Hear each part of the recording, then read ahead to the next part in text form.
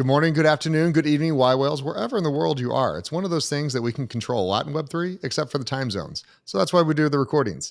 I'm here today with Rob. Rob's a yWhale and YPO member, so we'll go ahead and preface with that. But more importantly, he's here to talk about BurstIQ, which I know nothing about. So I'm excited to learn about it with you guys, and really kind of diving into the overall architecture of what they've been able to do.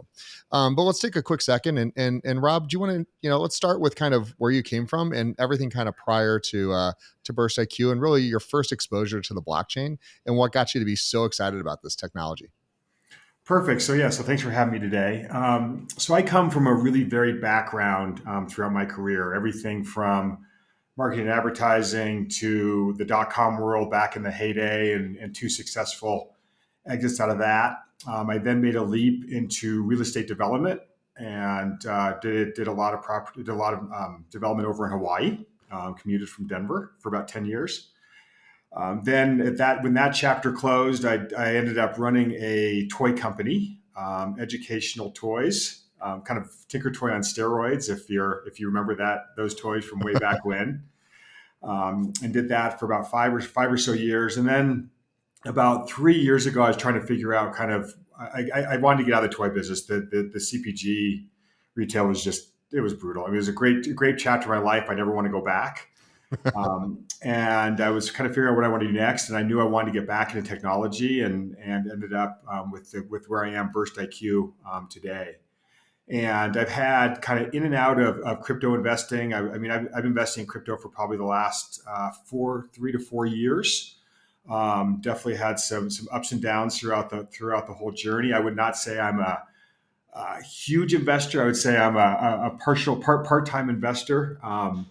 However, one of my more successful investments was the recommendation from my 13-year-old son, who told me to put money into Shiba Inu, and then told me when to get out of Shiba Inu when we doubled our money. So, I'm going to listen to him. I think I may try to give up on doing this stuff on my own and just listen to my 13-year-old son going on. Hey, listen, don't worry. My 14-year-old did the same thing. We did very well on Doge and a little, okay on Sheep. So it is absolutely one of those things where this younger generation is just, so keyed into metrics of which that are hard to track.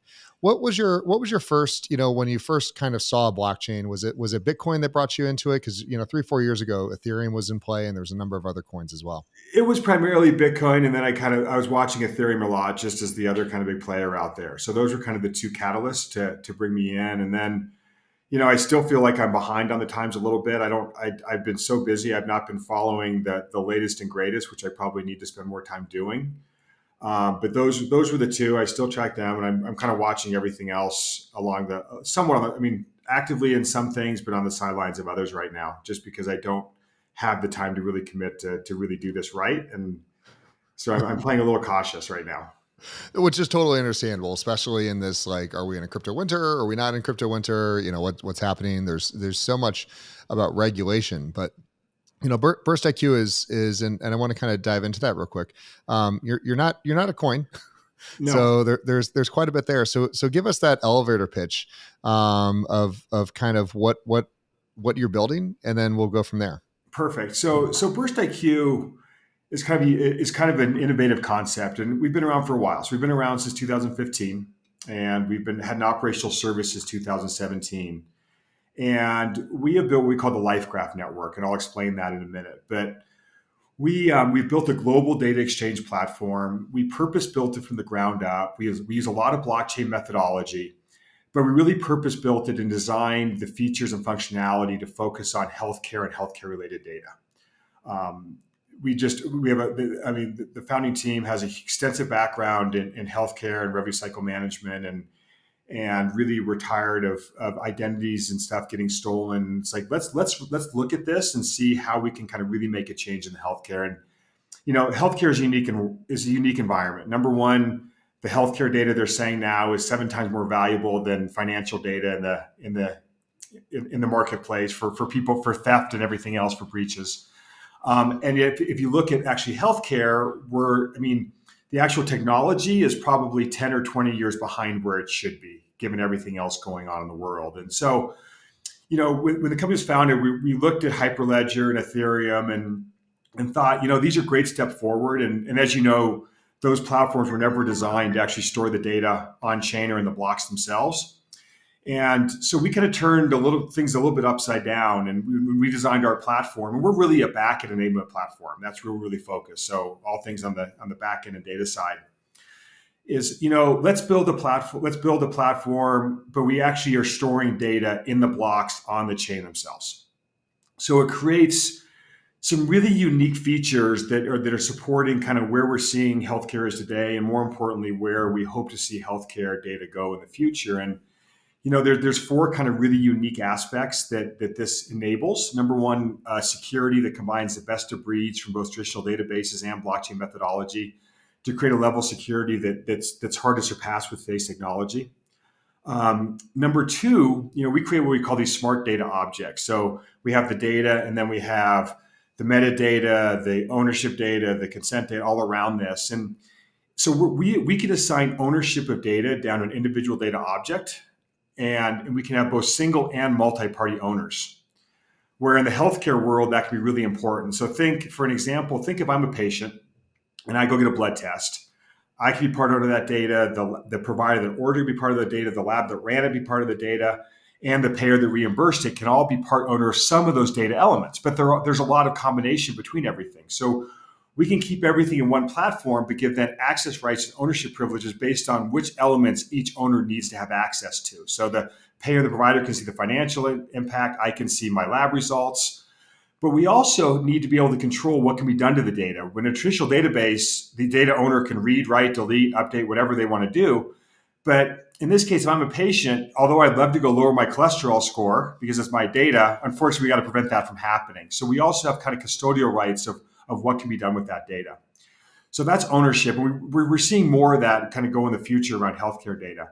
Now, the third kind of aspect is how do you share data in a controlled, compliant, governed environment? We're seeing more and more use cases where both sharing data within organizations, but more importantly, sharing healthcare data outside organizations to create kind of new things, whether it's value-based care, outcome-based contracting, or even just digital front doors for patients to have more access. So our backend system can enable that entire process from the base level of consent contract, which everyone knows about in this world.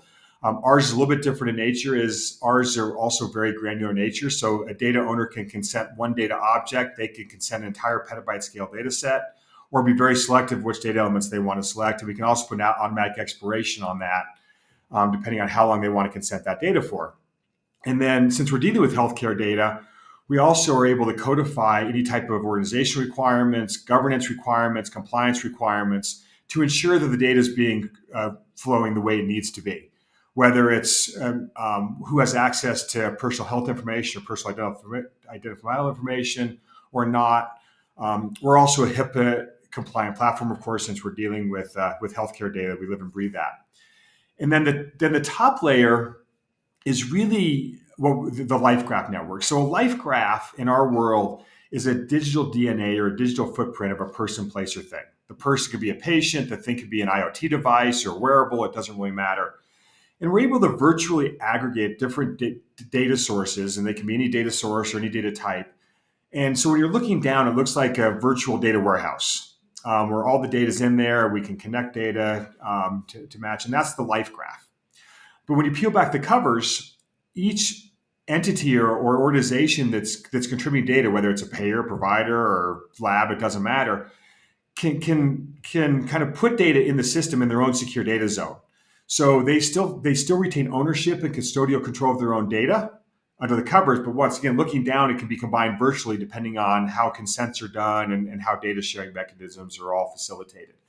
And that kind of foundation of that life graph is a really strong platform for running analytics like through Power BI or Tableau, or the R SaaS on the scientific side, or even more importantly for our partners who want to do kind of an ML or AI algorithms on top of that. It just creates a much stronger platform to enable those kind of features and functionalities. Rob, I'm so sorry that you're bored and you need something to do. This is really interesting. So I want to dive in and really start separating a little bit of the Web 2 and the Web 3 parts of this, because clearly The blockchain is great, but it's not, unchangeable. And some of this data, you want people to have access, then not have access, and so everything else. So can you talk a little bit about let's start with the blockchain that you guys are using, the technology there, and then let's kind of flow into where the Web 2 or Web 2.5 ish features of how you're making this happen, because it's really extremely intriguing and complicated. Yeah. So as I mentioned before, we didn't use any off-the-shelf platforms. We didn't use Ethereum or Hyperledger, anything like that. So we built ours from the ground up. It's a modified proof of stake, so it is a private permission network because it has to be for HIPAA requirements Okay. and healthcare requirements. And and we've really just continued to evolve this over time. And so And just real quick, when you say built from the ground up, you literally started with blank code, and you didn't fork another chain, so it's that is correct. entirely. Yep, that is correct. I would love put a note in. I'd love to talk about the dev team that did that later, because that's amazing. So Perfect. keep Yeah. going. And if you want to get really crazy, I'll bring in our CTO Oh, who can take 100%. it I'll to a wait whole right here. nother level that I'm able to do it. Absolutely. Um, and so, yeah, just we really wanted to kind of break the code on healthcare data. And that's why we didn't feel like there was any fork, anything we could do to really suffice the requirements of where we're seeing the future of requirements and needs. And, it's interesting. So you talk Web 2, 2.5, 3.0, and the cool thing about, in our opinion, is 3.0 is kind of hits on our button about data ownership. And that's what we're really trying to push. We're trying to democratize data and put more power into the patient's hands about how their data is used and controlled. I mean, as there's many companies out there that are most of their monetization is based on reselling your data, whether it's Facebook and the social media marketplace, whether it's 23andMe who's selling all the omic data, and we want to put the control back in the patient's hands. And so we're excited that kind of the evolution of Web3 is starting to facilitate and enable this in kind of a multi-longitudinal direction to really help push this. And one of the things that we designed in our platform is that specific aspect. And this is everything I've talked about is currently on our platform we're selling today. This is one feature that's on our roadmap. But as we talked about before, healthcare data is extremely valuable, and especially for research purposes. And I mean, everybody from pharmas and governments want access to this data.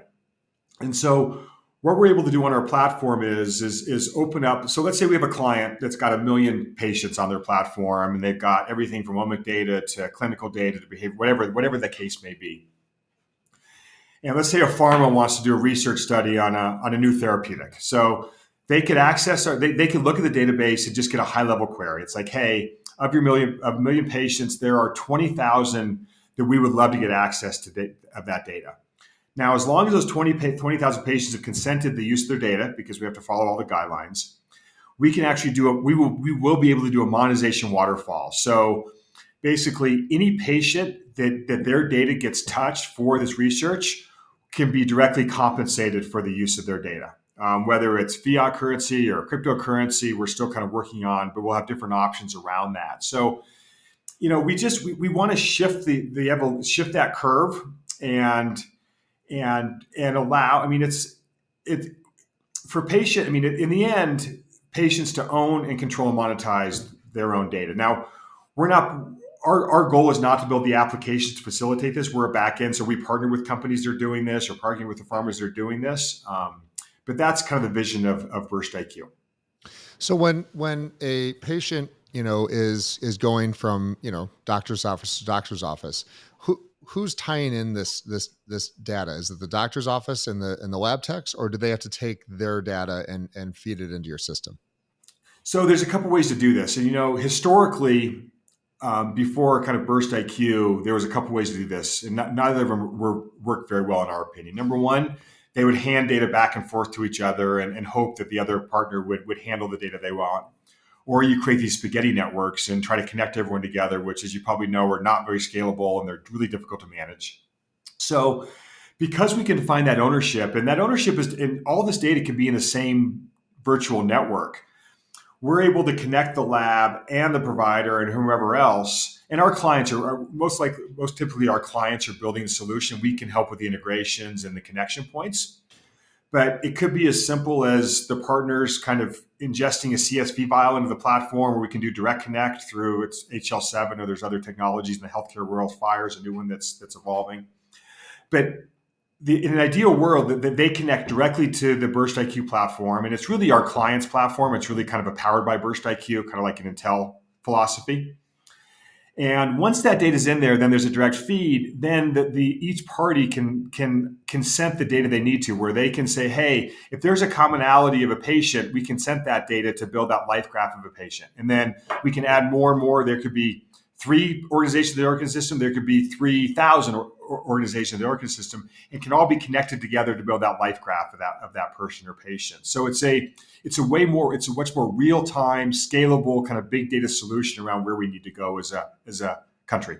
Yeah, I mean, I entirely see the concept behind it and the use case and the logic behind it. The number of times, I mean, just my 14-year-old, we were just talking right before we started. He got a concussion in lacrosse the other day, and there's protocols, there's all these things. Just the coordination of getting that data to the school nurse required fax machines, of which I didn't even know those things still existed, and some other really like arbitrary technology where it's just like, look, the kids can't go to school, he's got some problems, like this should take us an hour to solve, and it required physically driving around and collecting data and signatures and dropping things off. And so I entirely see the benefits of this chain, and to be clear, something like that concussion needs to live in his files and be something relevant that every other doctor that sees him for the rest of his life knows, for a variety of reasons. So what's been kind of big medical, or what's been their take on this? Because I'm sure you've had a number of executives kind of like be perplexed by the concept of this. Yeah, so there's definitely kind of an old school thought and new school thought, and it just depends on who you're talking to. I think overall, I think people that our world understands what the concept is and where it needs to go to really help facilitate what you were describing. And in the best case world, your son would have an app on his phone, and all his medical data is in there. And if he's got to see the nurse, he pushes a button. It's like, I'm going to share this with my nurse so she can see what's going on or see a specialist. And although a lot of these, it's hard. Payers make a lot of money on denials of claims, and a lot of providers don't want to share everything because they feel like it's proprietary. But I feel like as a world, we are finally taking small steps and heading in the direction where there's more kind of uniformity and consensus to understand this is where we need to go. And quite honestly, I hate to even bring up COVID right now, but I'm going to bring up COVID for a second. And there are some silver linings around COVID, especially in the healthcare world. And I think COVID has really accelerated the technology around healthcare probably by 10 or 15 years. And I think it's also kind of showing the importance. We went to telemedicine, we went to virtual, and that push is given even more importance of where we need to go. And it's all kind of pointing the direction that we've been talking about. So there are some good things that came out of COVID, and we continue to see just technology advancements like crazy, and a lot of money spent in there. So yes, there's still a little pushback around this, but I feel like we're getting, there's more and more partners getting on board and they can see this vision, understand why it's so important for taking care of patients the way they need to be taken care of. So let me, and again, so you're building the chain and you're allowing others to come on top of that in a true Web3 fashion and build the apps, build the docs around it. So theoretically, if I said, look, I love the LifeGraft idea, I've got a, XYZ app that I'm using, and it allows me to import my Apple, heart rate and all the kind of metrics from there. You guys are fine storing the data. It really is one of those things where it's just, once I have an account, whatever fits into kind of what you said, is allowed on that chain, you're cool. So a doctor who would never have asked for my Apple Health, fitness levels or any of these other things that I may get from, Lifetime. I took an Orange Theory class. Let's go ahead and dump the, how I did on there the last 10 times. That you're saying all that can live in there and be relevant if I choose to share it. Exactly. Okay. Exactly. It's all about control. And so that data owner can control what data they want to put or what data they want to share and with whom. And so it's So it's completely customizable. It goes down to the preference of each individual of how they want that data to be utilized, and that's putting the power back in the patient's hands. Yeah, which is key because right now they have no power. Right. Their data is sold, given away, whatever it is, and if you want it, even from a few minutes ago to a few years ago, I mean, you got to beg and plead and pay charges to get to it. Exactly. What's the talk to us through the monetization strategy around this? How as the chain, how are you being compensated by the app developers and the patients overall? So there's really two kind of primary fees, and it's interesting. Let's talk. I'm going to just talk about one other example of also kind of why I push this pricing model. So we have a lot of people coming to us that have developed a solution on Ethereum, and Ethereum has a great solution. Now, one of the challenges though is the gas fees and transaction fees are not predictable. As you know, is if ETH goes up, then the transaction fees goes up. So a lot of these companies are getting really expensive transaction fees that they really can't forecast well because it's all fluctuates based on the ETH price. So we want to make our model really simple, predictable, and forecastable. So we have a base fee, and the base fee is really just for the nodal architecture, the storage, all the hardening, all the features that we built in, our SLA, our customer support, et cetera.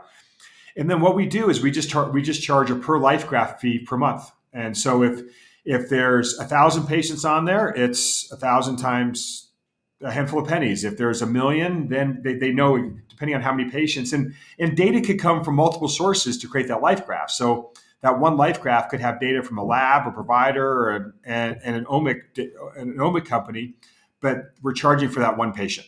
Is it in the again, there's when you talk about labs and everything else, I mean, there's so many different files, so many different ways to look at those files, and some of the data is massive and huge. How are you storing it on S3 or IPFS, or what's the storage protocols? So we have two things. Number one, so we run on top of traditional cloud providers. So we're primarily on AWS. We do Azure.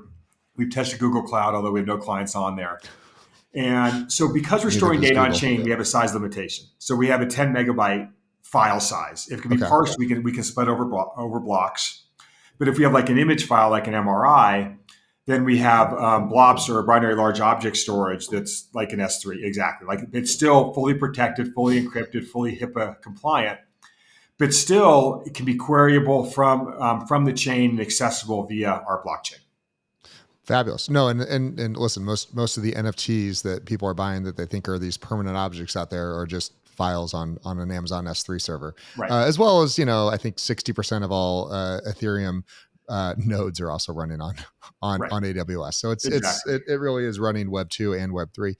Um, Talk about. I'd love to dive a little bit into security. I mean, the problem when you have something that is as permanent and as large as this, it becomes clearly a hacking attempt. And wallets on Web 3 are generally not that great yet, and you've got your own chain. So kind of how is access granted? What's the protocol to get access, and what happens if you lose your key or whatever the case is? So, we do everything through public and private key infrastructure. We can convert that to a wallet. We've also got a wallet built on our platform just to match against a username and password because we don't want patients having to deal with a public and private key down to that level. And then we can also support external authentication from our clients. So our clients are really running what authentication protocol they want to use. If they want to use MFA, I mean, we can support all that. Now, as far as security, we follow NIST guidelines for all the security protocols. We do a SOC 2 Type 2, which gives our HIPAA compliance. We're following all that. We're also going down the road of getting FedRAMP certified, which is the federal contracting level. So, which is pretty much one of the highest kind of security audits you can pretty much do, at least in this country. We should be completing that sometime this year. So, I mean, we take security very seriously, and we've also got different options that we're kind of building into the future of data sharding, data cloaking, and things like that, depending on what our clients need. Because you're right, it is ultra secure, ultra sensitive data.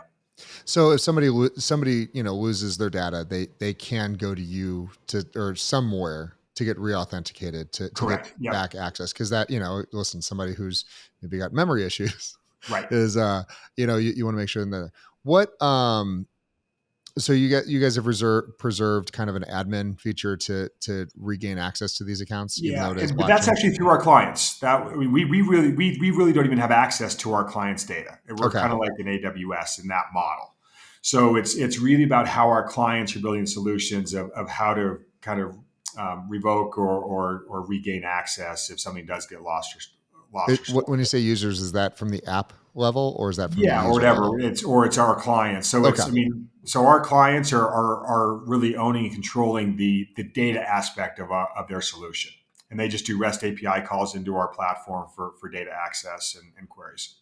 Love it. Talk to us about some of the first use cases, some of the beta testing you've done on here, and some of the successes, and there's usually one or two failures in there. So run through kind of what was your surprises as you kind of built out your theses. So it's one of my favorite demos to give. It was actually one of our first commercial use cases, and it was a company called Empiric Health.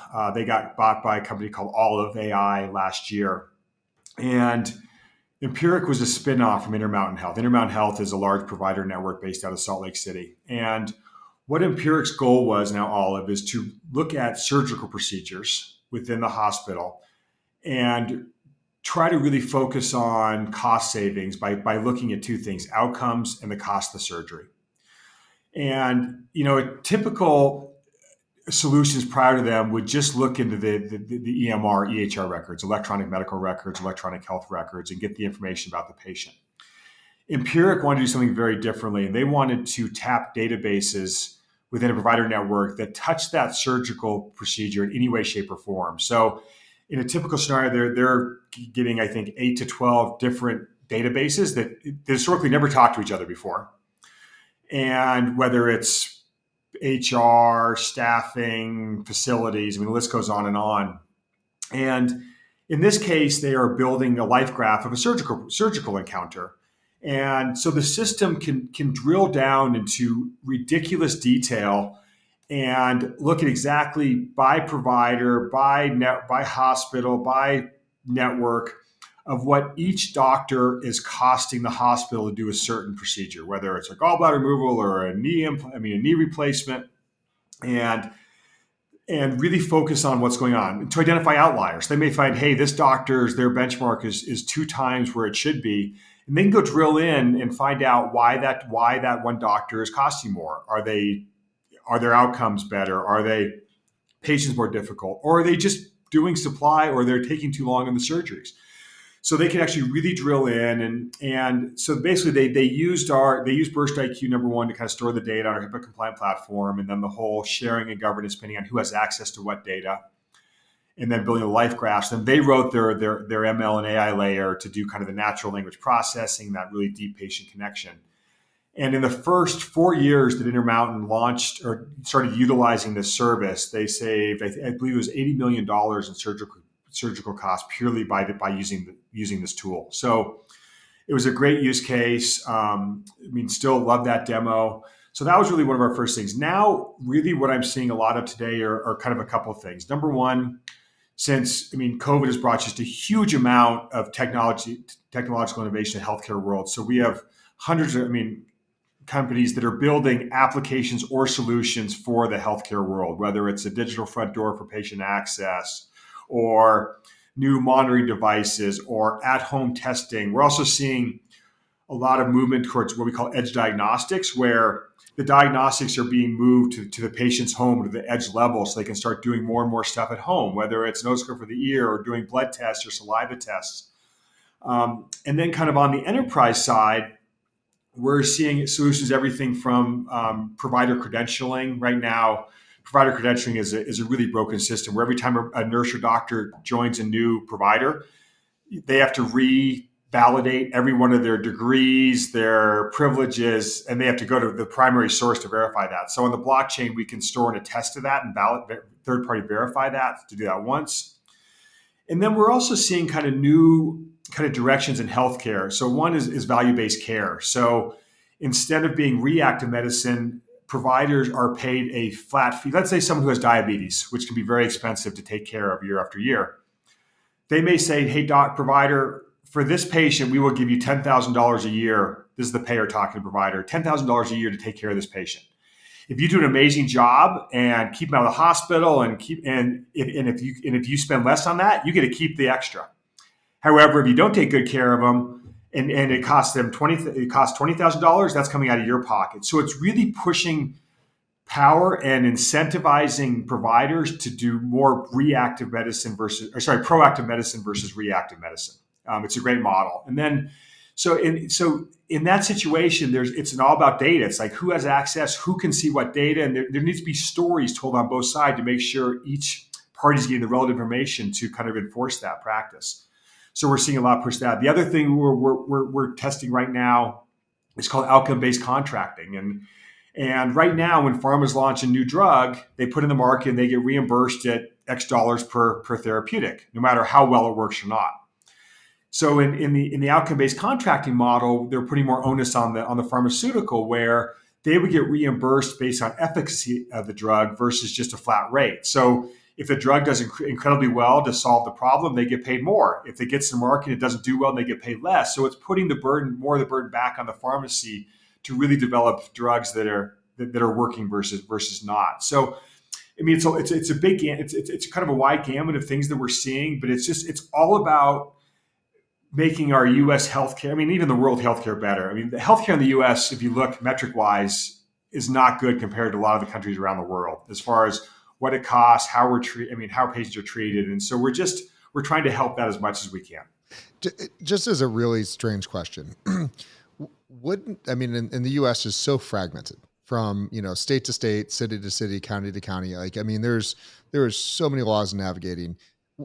Why would you not start it somewhere like Canada where it's, universal healthcare, everyone's on the same systems, everyone's got to pay, or are they just not interested because they don't care?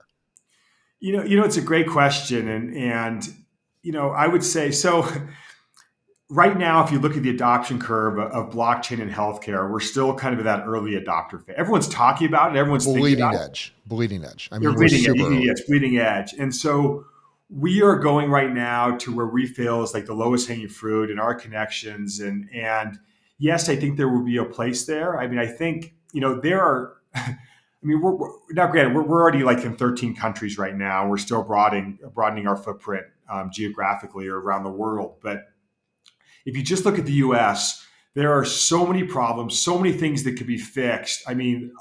Honestly, our opportunities are endless just in our backyard. And that's where we're focusing most of our efforts on. Fabulous. And what's been, so in the, like, let's just, Rob wins. BurstIQ is owns 90% of the market here in the United States. Can you scale that fast? Blockchain and these nodes are we've seen what happens with Ethereum when it scales. It starts to, slow down, get more expensive and break. What is the total amount of data that the US is even pushing in healthcare? It's got to be, petabytes. Yeah. Oh, yeah. And I don't even know what's after petabytes, to be honest. Numbers question. That will break my calculator. Yeah, exactly. It would probably be on petabytes. Yeah. So the nice thing is, we built ours to handle big data. We built our platform to handle big data. So we're used to really big data sets. And because we're running on AWS or Azure infrastructure, it allows us to scale as we need. So we're monitoring our network 24/7. And if we see any kind of performance degradation, we can near real time either add to the nodal network, either horizontally by adding more nodes to the network or vertically by adding more processing power to the actual node. So, we've not hit a problem yet. Yes, could anybody handle all the healthcare data in the country? It's a good question. But if anybody could do it, having a backbone like AWS or the others would be the only way to achieve that. We purposely kind of gave a kind of consensus protocol and developed our system where we don't feel like there's a scalability limitation based on what we do on the nodes. Fabulous. What's been some of the, earliest sectors, I guess, of the healthcare that have adopted this and been like, yep, perfect. This, there was no solution. Has there been any adoption greater or less than others? So I would say, the health tech and the whole innovation are the number one. Providers are slow, and then COVID, of course, hit them over the past. Is it 3 years now? And so providers were like, they just took a step back. The federal government, ironically enough, has been doing a lot of dabbling in blockchain and healthcare, and we're starting to see some things kind of fire on more cylinders with them, which is phenomenal. We've had some pretty good success and continue to see that. So, I would say kind of, yeah, those kind of the tech developers and government have kind of been the two kind of the earliest adopters. And even if I say that, it's still kind of a little surprising to me when I say the government, but they've actually done a really good job. Everything from Yeah, anything to get it off their plate. Great deal. You can check all these boxes. yeah. And it's funny, in the first kind of year I was here as a company, we didn't want to use the word blockchain because it scared everybody away, especially in the healthcare industry, because they didn't understand the bifurcation between blockchain and cryptocurrency. So they just thought we were a crypto shop. And that was not a good message for the healthcare world. But now I feel like 9 times out of 10, people are understanding the difference between the underlying infrastructure and what it can produce. You talked a little bit about kind of the adoption of this and the use cases. From a user's perspective, how many like people are actively on the chain today, or what's the status of the chain, I guess? So we've got hundreds of clients on the chain. Once again, I think latest count is 13 countries, and it really ranges from. So it already went international. Like even though you were designing it for this, it instantly Correct. You don't care where they are. Yeah, and the nice thing is, because we can handle like a local compliance and local governance. Like for instance, in Australia, healthcare data has to reside within the country. So we cannot have Australian healthcare data residing in AWS in the US. But because of our backend with AWS, we can just deploy nodes in Australia and then deploy the data in those nodes only to suffice their compliance. So it's really easy for us to scale globally. And most of them have come to us just hearing about what we're doing. UK is another big market that we're starting to get some really good penetration into. Yeah, one of the, and again, I really applaud what you guys are doing, because it's very much a Web 2.5 approach, but there's not a chance that healthcare or most of these government agencies are just going to go, you know what, total decentralized, no central authority. Like it's a dream that may happen at some point. I don't know when, and I can't do this. My crystal ball never works. But the fact that you guys have the ability to granularly like that say this data is on chain but can only be in these nodes. Like, look, there's some Ethereum people screaming right now at even the thought of that. But the reality is it's either that or it's nothing. Like, it's just you can't use the technology. And I believe 100% with what you guys are doing that it's better to have it at least on chain, accessible by multiple sources, than this hospital owns it in their servers, this doctor has it in his servers, and then you're trying to coordinate in Dropbox and a bunch of other apps that don't speak to each other. So to me, the thought of AI digging around in there for myself would actually be something I'd like. Here's my Dropbox folder of all the health results I've got. Put it on chain, and make sure other doctors know about this. I mean, I think there's a lot to be said for that. Nope, you got it. That's exactly our philosophy. What is the talk about your roadmap? Where you're at today, and kind of a couple of the next big hurdles you guys are seeing coming down the pipe. Yeah, so we completed Series A back in September of 19, which was great, and we're actually profitable before the Series A, and it's really getting to that either bleeding edge or to really more mass adopt. I mean, to getting that kind of next factor, and for really to understand the differences of all the blockchain protocols out there. I mean, I think a lot of the time people hear blockchain, I think every blockchain is the same. And that's so far from the truth. And depending on your need, Ethereum might be the right choice for you. It might be a Hyperledger, it could be BurstIQ. And for really to understand for our clients and the population to start understanding exactly what they need and what they're able to do to help point them in the right direction of what platform that is kind of the best fit for them is kind of our next big kind of information or kind of thought leadership piece where we're trying to work on. And we want them to be knowledgeable on everything. I mean, we feel like, a rising tide rises all, or whatever the saying goes, brings up all ships. And we can even work with other layer 1 protocols. We can run on top of it and add some of the functionality. And so we want to play along. We want to cooperate, and because I mean, the world's going to new places that none of us really fully understand, especially when you're talking like the metaverse and full Web 3.0, which I'm still struggling with some of the aspects around that. I was on a YPO presentation around that a few weeks ago, and there's some absolutely crazy things going on there. I love watching it. I'm not willing to put my money into the buying real estate in the metaverse quite yet, but I'm intrigued. It's a little early, for the the metaverse side of it. Just same way as most of these hospitals aren't going to be dumping all their data on there yet. So I still think the technology needs to mature a little bit, as well as really the regulation around it. One of the things that I want to clarify for BurstIQ, the reason why it's very beneficial to be on a blockchain and that's why I asked so many questions about custody and access is hacks happen. It's unavoidable. It's going to happen. And by being on blockchain and having everything partitioned, a hack will be localized, correct me if I'm wrong, to a single user.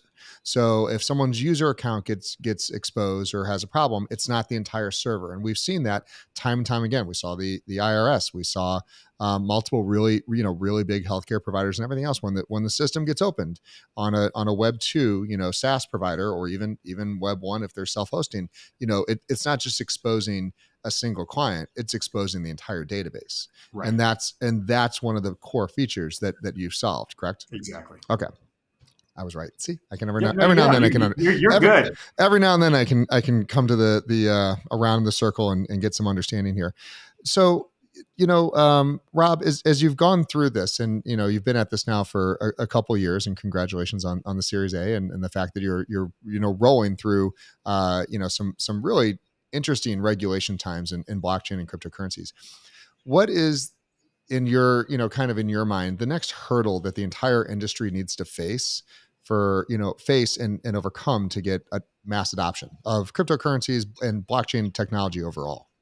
Yeah. So, I'm living and breathing the healthcare world, so I'm going to probably be a little bit biased and skew towards that. Totally fine. But we need, for this to really happen, we need better federal regulations, and I'm focusing on the U.S. as well, to really start pushing this in the right direction. And CMS has taken some steps forward around this, but once again, they're just everything that comes out of the feds right now on healthcare is one piece of it, where I think we just need a more holistic approach of where the future of healthcare needs to go. And I think they all know where that needs to go, and really put some action and force behind that. I mean, that's the only way that's going to get payers to do what they need to do and providers to do what they need to do to really make this a truly cooperative system.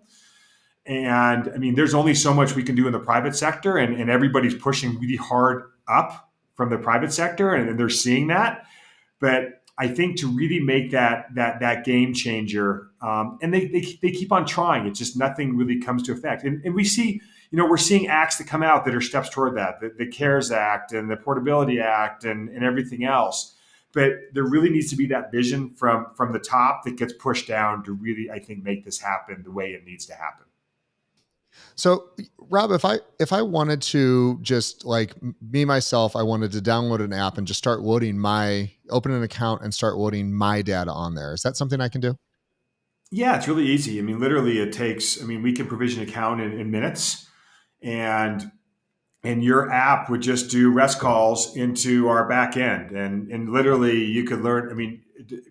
A developer can learn our platform, and depending on 15 to 60 minutes, and it's really easy just to plug and play. And then depending on what features and functionality, some are just super easy to plug into. Others, we do have full documentation and APIs written to facilitate kind of most of what we see. But we've literally had companies that we've had one or two calls with our CTO. They're plugging in, we've never heard from them again. They're just using our back end. And then we've had other companies that, we don't have any developers on staff. Will you build our application for us? So absolutely. So we've done that. We build the application. Someone we keep, and then others like, okay, we've actually built our staff now, and then they take over the application and continue development, still using our back end. So it really runs the gamut of how our clients work with us and what they need. So is there an app on the App Store, Android or iOS, that I could just download today and use? There's not. It's like getting an account in AWS. It'd be that kind of similar kind of Okay. process. So it's still, again, we're bleeding edge. We're still early. It hasn't hit that consumer adoption. So we're still in medical. There's still some things around there. No, and again, that's perfectly fine. I just want to make sure there wasn't anything I was supposed to be testing here You now got it. to get this on there. What is as I kind of look through, the deck that you have and everything here, you kind of really talk a little bit about artificial intelligence and machine learning. How do you think that's going to, for someone like myself and my family, if we just take all of our medical, history as well as our family's medical history, we talked about 23andMe earlier, and load that all into a database. What could I possibly learn from all that with Uh, AI in the future? I truly feel we've only just started scratching the surface on where AI can go. We're seeing today, we're seeing use cases of using AI for like natural language processing and some simpler things. We're also seeing more and more kind of image analysis utilizing AI, and we're finding that it's as reliable as human and sometimes even better. Whether it's using AI for a colonoscopy or reviewing CAT scans or X-rays or MRIs. But what you just described is the future, where an AI engine can look at your whole healthcare, and it's so important to bring in omic data, which is the other place that we've just barely scratched the surface of where that can go. To really start doing more proactive care, it's like, hey, this person, you've you've got a predominance or a likelihood to get this. We should probably be treating it now. It's in the U.S. we're a very reactive medicine based country. Somebody's sick, they go to the doctor, they break a leg. Where we don't do a good job of it, it's like let's do a full panel, let's do an omic screen, and let's start watching for this and this, so you don't so prevents it. Or let's do screening for diabetes as an infant, just to see if you've got a chance of that. So using that AI engine to really look more holistically at the entire health record, I totally believe is the way of the future for just better preventative care and more holistic care for each patient. Love it. Love it. And excited for that future. Rob, you're in the business. You're talking blockchain, Web3 constantly. What's anything else you've seen around that's got you excited? Whether it's something that integrates or ties in with the BurstIQ, or you're just kind of a bored ape or crypto punk kind of guy that you've seen some NFTs floating around you want in your wallet. What's got you excited in Web3 this week? I'm liking the NFT world, and we're exploring some different use cases, and I think there are actually some really good applications out there for NFTs in the real world and government, and we've seen everything from kind of animals and tracking animals from disease to birth from supply chain, and there's talk about NFTs and kind of the whole carbon credit world. And so there's some really cool things in there that are starting to kind of get my juices flowing versus some of the craziness that's happened over the past year that is still unfathomable to me that's happened in the NFT world. So I think hopefully we're getting, everything is always crazy in the beginning, the Wild West, but I'm seeing some really cool use cases fall out of NFTs. And then the whole then the whole metaverse, as we talked about earlier. I'm going to sit on the sidelines and watch and enjoy the show, and I still don't know where that's going to end up. However, my 9-year-old daughter is living and breathing that right now in Roblox, and so she would be a 100% candidate for a true blown metaverse, and going to concert with her friends and shopping at Gucci for avatar. I still have a hard time putting my head around all that, but I'm seeing in the younger generations, and I can't. So I'm open to it. Sorry, I'm open to it, but I got a lot of questions around it. Yeah, I feel like the metaverse plays and a lot of these things right now are very like CompuServe. Like it's so early that they're saying, here's the technology, it does work. Are they making money? Absolutely. Is it a valid business model? 100%. But is it really going to be what's going to drive the adoption in the future? I've my child, my 14-year-old, again. I always am like, if it's something valid, let's go ahead and send him and look at it. And after 3 hours in Decentraland, he came back and said, please don't ever make me do that again. And it's like, okay, it's fine. Like, so it's just not this yet, but Right. clearly there's something there. Clearly it's coming. And more importantly, Rob, I thank you and your company for promoting blockchain, especially in an industry that doesn't really understand it. And we've seen horrible implementations of the technology in various sectors like this.